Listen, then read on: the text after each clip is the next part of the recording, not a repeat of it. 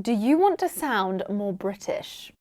It's actually pretty easy. Today, you are going to learn how to sound like a Brit in just 12 minutes. So we're focusing on phrases in this lesson, but that is only one part of sounding more British. If you really want to sound British, you also need to perfect the accent. The fastest way to get started on that is my 5-day British accent bootcamp. In just 15 to 30 minutes per day for 5 days, you will learn the sounds that make my accent, modern RP, stand out. From essential vowel clarity to the letters we soften or drop, all while mastering natural rhythm with real British vocabulary. I am offering lifetime access to the content and a huge discount. Enroll today and make huge progress fast.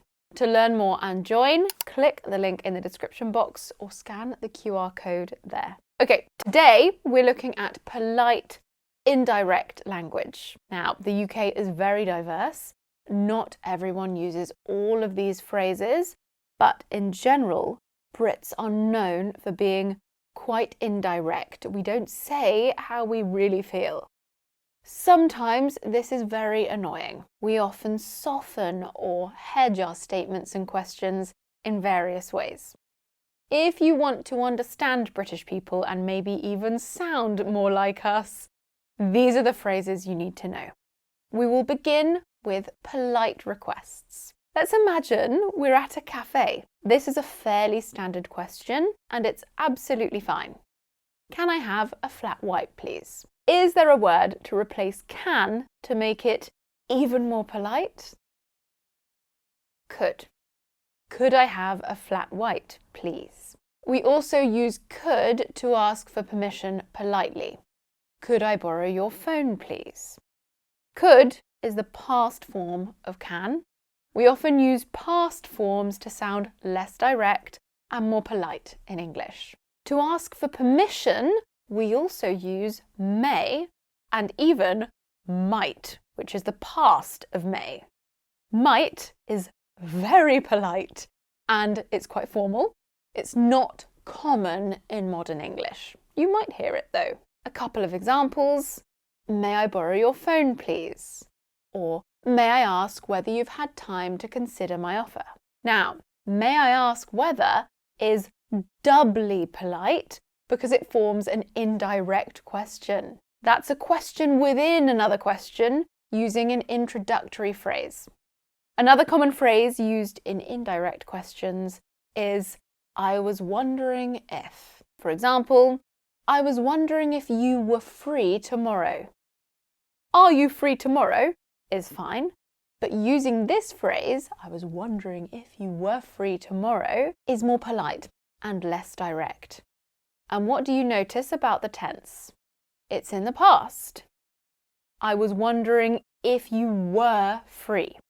Again, past tenses are used for distancing and politeness. You'll often see I was wondering if, followed by a modal verb in the past tense. We really like to layer on the politeness sometimes. For example, I was wondering if you could help me.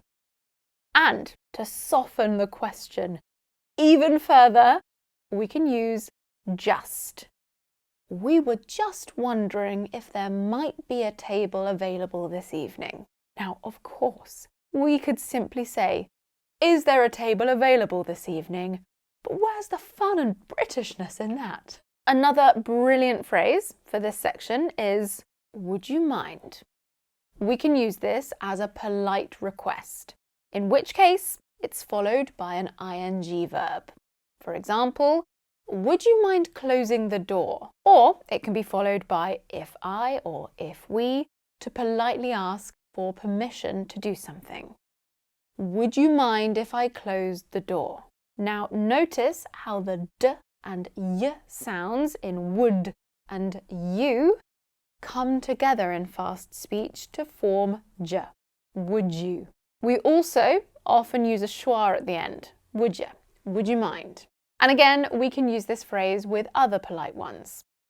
I was just wondering if you'd mind helping me carry these boxes. So wordy, so British. A final way to make polite requests is by using the second conditional.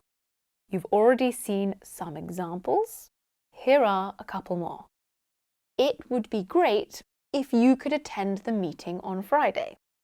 Or, I'd appreciate it if you could let me know as soon as possible. Notice we use it after appreciate. Learn this as a chunk. I'd appreciate it if. We can also use second conditionals in questions. Would it be okay if I sent the money on Friday? Or, might it be all right if we arrived a little earlier? Let's think about making suggestions now. Here's one way, but it's quite direct. We should take the train. Can you think of a way to make it less direct? Well, Brits often use the modal verbs might and may when making polite suggestions.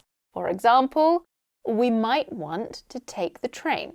It may be a good idea to speak to your manager. Or it might be worth leaving by 7 in the morning. Now notice it's be worth followed by an ing verb, worth leaving. Now let's see 3 polite, gentle ways of disagreeing. It might not be the best idea. I might be wrong, but I thought the deadline was on Thursday. I'm not sure that's quite right. In those sentences, the speaker is probably certain of what they're saying, but they softened their language. We just really don't like saying, you're wrong. Let's see a bit more language to hedge our statements or make them less certain. We often use to seem and to look like. For example, there seems to have been a misunderstanding. You misunderstood in plain language. Or, it looks like the project is going to go over budget. We can also use the adverbs possibly, maybe, and perhaps. This makes sentences more tentative. For example, maybe we could try the new Italian tonight. Or perhaps you might prefer it if I drove. I know the roads. That's a lot more polite than saying, hand over the keys, I don't like your driving. To sound even more British, say perhaps with 1 syllable instead of perhaps with 2. Perhaps Jenny's coming later, for example. We will round off the video with some more softening language. We saw just earlier. We often use just to make something seem less strong or less emphatic. For example, could I just have 2 minutes of your time? Similar words include a bit or a bit of, a little and a little bit. Often we use them for understatement. For example, we might have a bit of an issue here. This means we definitely have a big issue. Or, I'm a little bit concerned about Harry, which tends to mean I'm extremely worried about Harry. We also use vague language to sound less direct, like kind of and sort of. Notice how I'm saying of, not of. Within sentences, we tend to use the weak form of, kind of, or the informal contractions kinda and sorta. For example, we kinda got the impression that he might not want to see us. Or, I was sort of hoping you might lend me your car. Who could say no to that very indirect request? Okay, let's finish off with a quiz. There are 5 questions in total, but for questions 1 to 3, I'd like you to complete the gaps with a word you've seen in the video. Ready? Number 1. You want to speak to John about that. Number 2. There to be a bit of an issue with the report. And 3. I was wondering what time you were arriving.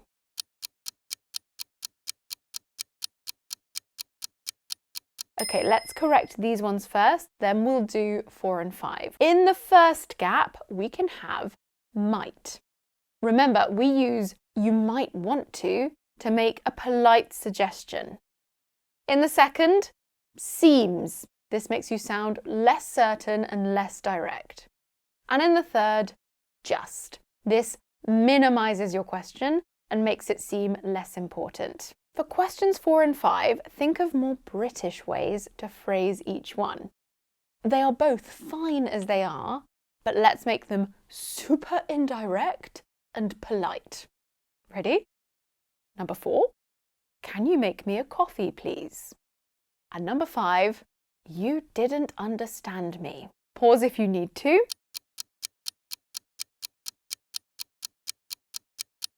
There are lots of possible answers. Could you make me a coffee, please? Or I was just wondering if you could make me a coffee, please, are great for number 4. And for number 5, we could have, I think you might have misunderstood, or there seems to have been a misunderstanding. There are many other ways of phrasing that too. Let me know your answers in the comment section and let me know your scores out of 5. Well, I'm really sorry, but I think we might have reached the end of the video. Do you think you might start using all of these phrases? Or are they just too indirect for you? They can be quite frustrating. Let me know in the comments. I hate a debate as a British person, but I'll go with it anyway. Oh, and if you're ready to make some serious progress with your British pronunciation, my 5-day British accent bootcamp is exactly what you need. In just 5 days, you will learn how we actually speak here in the UK. We'll focus on my accent, modern received pronunciation. You'll learn the real sounds, the natural flow. As I said, there is a huge discount and lifetime access. To learn more and join, click on the link in the description box or scan the QR code there. I will see you in the next video. Bye!